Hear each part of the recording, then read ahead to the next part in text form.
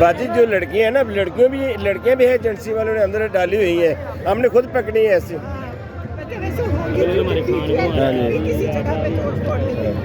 जो कर रहे हैं ये हमें पता है बाजी, हमें जो तरबियत मिली है ना, हमारा कोई बंदा नहीं ये नुकसान करता मुल्क का, हम तो एक एक चीज़ की हिफाजत करने वाले हैं।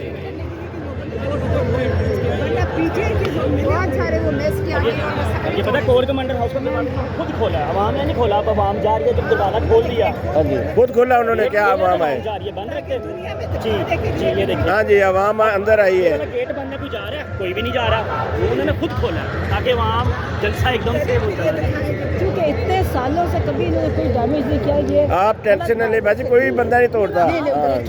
अगर आप देखें तो रोके जरूर। जी जी, जरूर रोकते हैं, हमें पता है, हमारे लीडर ने जो हमें तरबियत दी है ना, हमें पता है। हमारा जी प्रोटेस्ट है अपना, जी, बिल्कुल बिल्कुल करना है, ये नहीं कि हमने अपनी, ये तो हमारा मुल्क है जी, हमें पता है बिल्कुल, वरना जो दूसरी जमातें वो तो पूरी दुकानें जला के राख कर देती हैं, रक्शे जला देती हैं, रेडियाँ जलाती हैं, हमने तो कभी किसी का फूल तक नहीं तोड़ा।